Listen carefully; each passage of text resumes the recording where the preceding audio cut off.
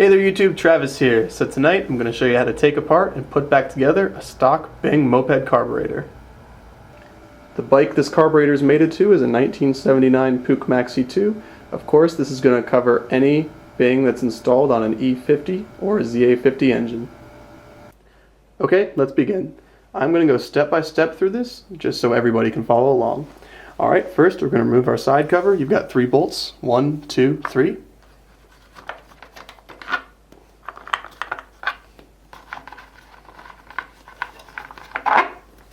And away it comes. Okay, now the carburetor is exposed. Okay, first we're going to remove the airbox, which is 1 screw right here. Okay, now the airbox is just going to wiggle off and off the carburetor. And your airbox is off. Next we're going to disconnect our fuel line.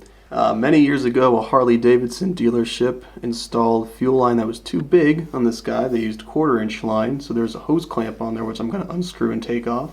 More likely than not, you can just wiggle your fuel line off, but if it's so hard and brittle that you cannot even wiggle it off, you're probably best to replace it. Cut it for now and replace it later. You're going to use 3/16" fuel line. You can get that at any small engine shop or possibly auto parts store.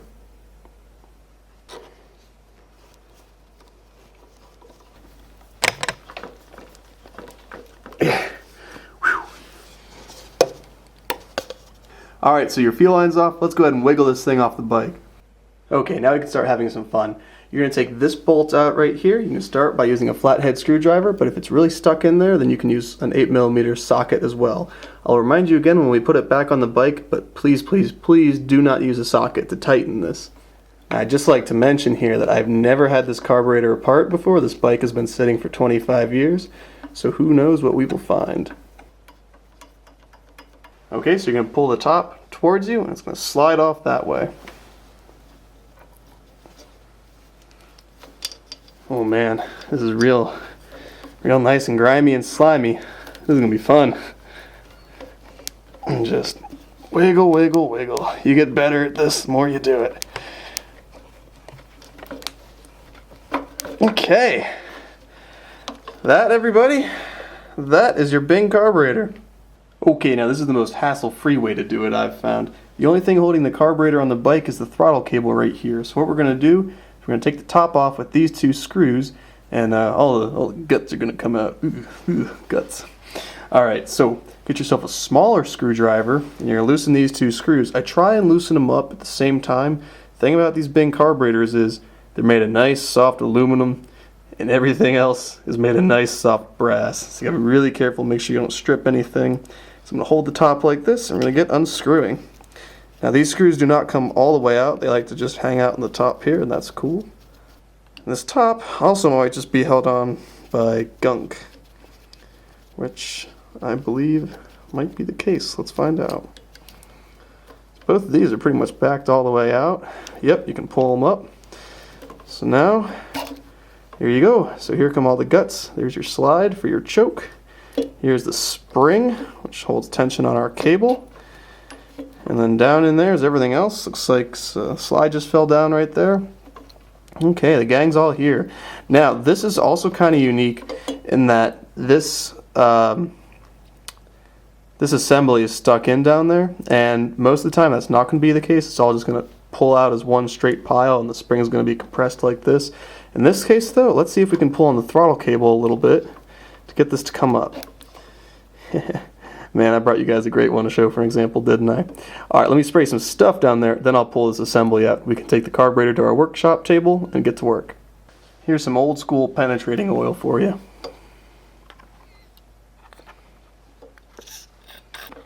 Let that hang out there for a minute. Okay, and real quick, for those with a similar situation like mine, instead of just yanking on the throttle cable like a crazy person, obviously put the penetrating oil or WD-40 or whatever you're going to put down there, like I showed, but also with the idle screw right here, you can start screwing it in until you hit resistance point, because that's where the screw is met at the bottom of the slide. Then slowly turn it in, and that'll push the slide up a little bit.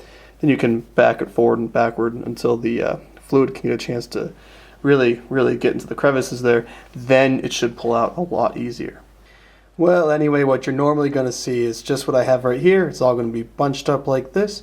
We're just going to let this hang out on the bike from now.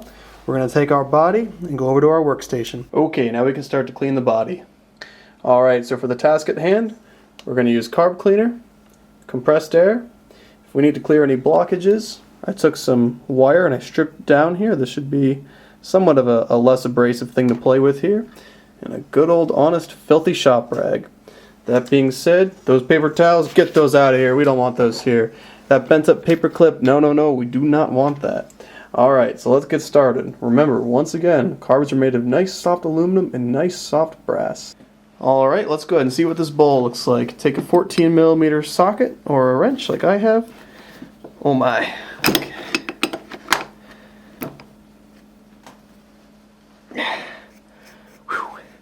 Man, this thing is not cutting us any breaks tonight. Alright, there we go. So that broke that free. Here's our first look at what our float's going to be like.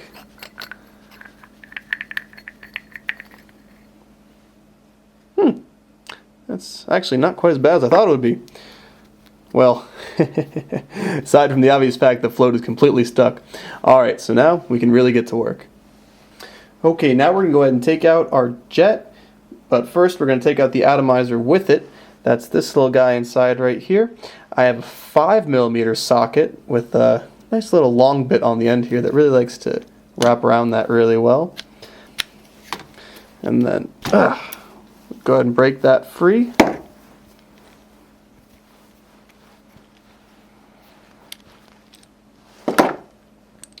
There's our atomizer, and our jet is on the end. Just for kicks, let's see what size jet this is. According to this is a size 50 jet. Interesting. So now I like to hold the jet up to some light. Can we see any light through it? Absolutely not. Alright, this is very important we get this cleaned. So before I stick my screwdriver here and try to take this out, I'm definitely going to spray this down with some penetrant stuff because this is a really easy screw to strip on the end of your jet here. Now we're going to pull this worthless thing off before we go any further. There we go, that's off. This is actually a reshoot of an older video. In my old video I cleaned a carb that was already pretty clean, but this is the real experience you get right here. Alright, so now we're going to take our float off. You're going to need to get this little pin out right here. I recommend getting what I call a stabby tool, or you could use a screwdriver if you're careful enough. Here's my stabby tool. Let's see if we can get this pin out. Now on some of these, one of the ends is tapered, so you can kind of see which way it goes. Of course, this was completely frozen either way. Okay, so being as gentle as you can, start with a stabby tool or a screwdriver, maybe finish off with a pair of needle nose, and wiggle this guy out without chewing up the end like I sort of am. There's your pin. Now your float will lift off unless it's mine. Wow, man, this thing is stuck in there. Whew. There it comes. Okay, so here, oh my, here's what's left of our float needle. Those of you with a leaky bing, this is usually the source of your problem. Well, actually, wow, surprisingly, that rubber tip is still intact, isn't it? Still has a rubber consistency. Now, as we put this carburetor back together, I'm actually rebuilding this one, so you're going to see parts on it change. But if your carb is in at least a little bit better shape than this one, this is a 112-321 carb, then you won't have to rebuild yours, obviously, if you can get by with the parts you have. Okay, now your tip's just going to slide out like that. There we go. There's your float needle. There's your float. Anyway, we're going to take apart our Banjo Inlet right now. There's an 11mm bolt right on top here, which, like everything else, has not come easily on this carb.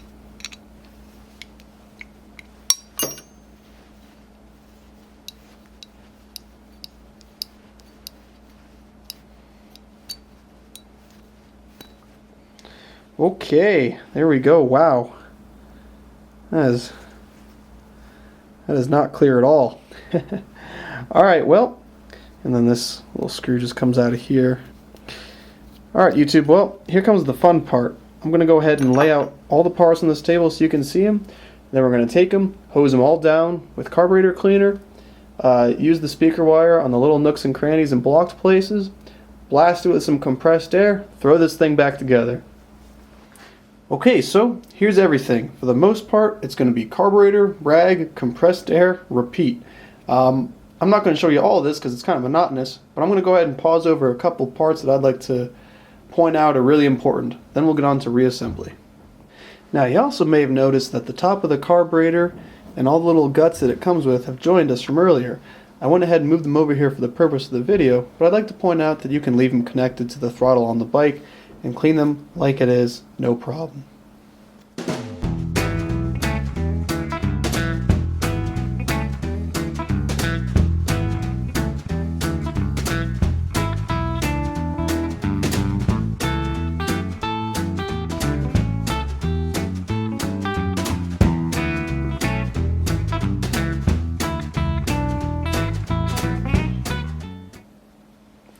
Okay, so real quick, I can't stress enough how important it is that when you look through your jet, you can totally see through the other side, just like that.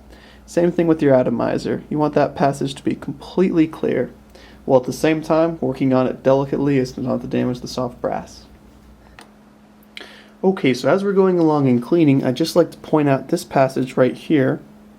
This is very important because this is where your needle is going to sit, your float needle, and that rubber tip is going to seat in there. And so it's important when you're cleaning this, because that inside's brass. Again, I know I've talked about it a lot, but you really don't want to scratch it up. I read about a trick where you can put some polishing compound on the end of a drill, electric drill. And we're going to see if we can use that to kind of polish this up without scoring it. We'll see. This drill is about 60 years old and makes an awful noise when you turn it on because it needs oiling.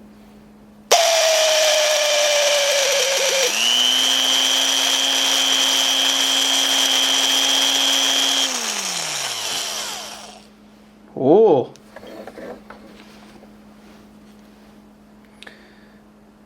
Well, it's hard to tell from the camera, but on my end that looks a lot better. Alright, we're going to keep cleaning here. Okay, so with all the parts thoroughly cleaned, it's time for reassembly. So first thing we're going to do is we're going to screw our jet back into our atomizer right here. I'm going to hold it with my hand and give it a light turn with the screwdriver. Once again, these love to strip out. So then we're going to screw it down into the body of the carb like so. Go ahead and get our 5mm socket. Okay, this is going to help us get that back in there all the way. Play with my finger, then I'll do an 1/8 of a turn tighter. Probably 1/16 of a turn more like it. Okay, next comes your float needle, which, think about it like this. If your carb is going to be sitting like this, your needle's going to be sticking like that. That just slides on like so and likes to hang out there. Just go ahead and set that down in. Now you're going to take your pin. Notice once again it's tapered on this end a little bit, so it's going to go in a little easier. If you've cleaned this out thoroughly, then it should. Okay, now this should just go straight in by hand, like so. Maybe you might need to use the flat side of a screwdriver to finish it up. Okay, so while we're at this stage, this is a phenomenal point to take a look at our float's level. Now this one, so you want the float to kind of be perpendicular with the bottom of the body. This one actually looks okay. I'm going to run this and see how it goes.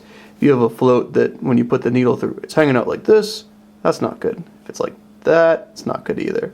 This one's hanging out right in the middle. And we notice also our float has a decent range of movement here. That's what we want. And we turn it upside down, it goes like that, and it's all nice like a float should be. Okay, so our bowl screws back on now.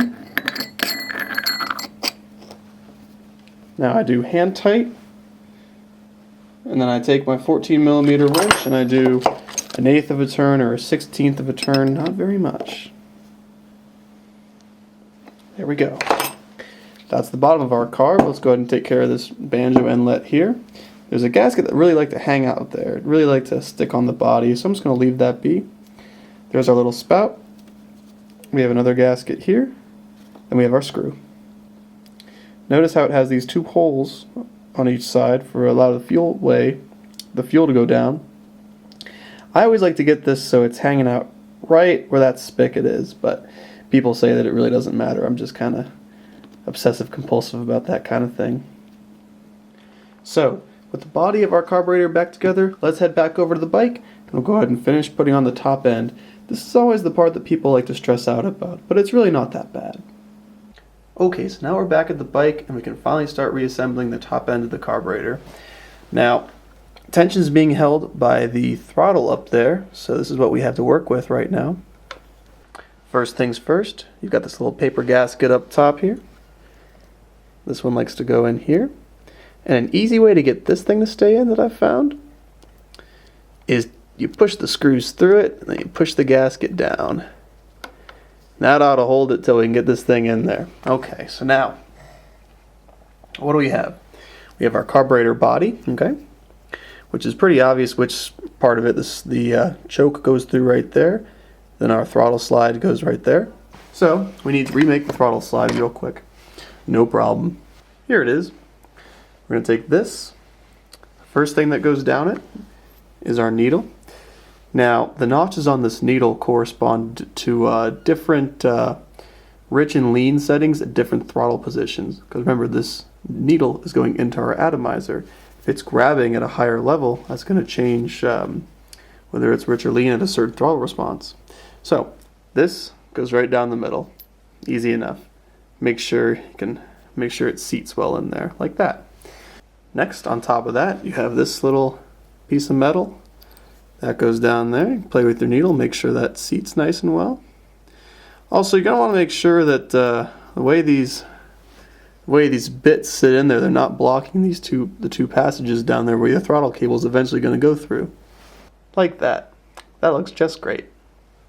So, next, you're going to put your spring in. Okay.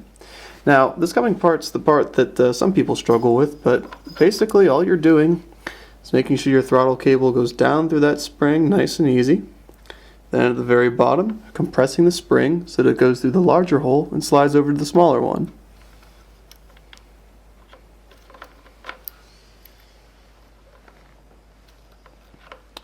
Just like that. Now, it's all held together in this nice little package. This is what it should look like when you first pulled the bike apart. Once again, all my stuff was stuck down there, so it really came apart.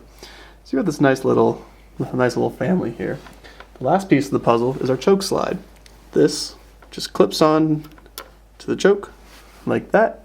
There you go. Now you're ready for reassembly. You can go ahead and pull this to its highest setting there. Okay, so this in one hand, your carburetor body in the other, and a screwdriver in your third hand. You're going to put it back together. Now, the engineers at Bing made this really easy for us. Obviously, the slide can only go in one way, but if you look down in that body, there's a little nub. I'll try and point it out when I'm editing. That corresponds to a part on our slide right there. Kind of makes it idiot proof. This thing can really only go in there one way. Okay, so here we go.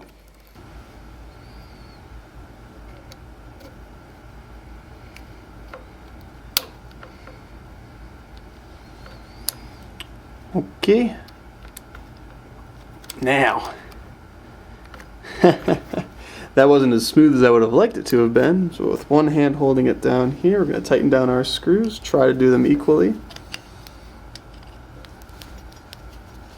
Or just hold it with your hand and screw them both down as quickly as you can. Okay, so now we can go ahead and reinstall onto the intake. I'd like to point out, I don't have any new fuel line to put on here just yet, but it's better to get your fuel line on there first and have it sticking out the other side before you slide it onto the intake. And you're just going to wiggle that thing back on. Okay. It's important to make sure it's all the way on there. It's a very easy place for an air leak to form. And we can go ahead and put our screw back in. Now, my personal philosophy on this is I only use a screwdriver on it. If you put a socket on it, you recommend stressing and cracking the metal on it, or worse, breaking it. Then you have a ruined body. Go ahead and get that on there. Great. Our carb's on. Fantastic. So now we're going to reattach the stock air filter.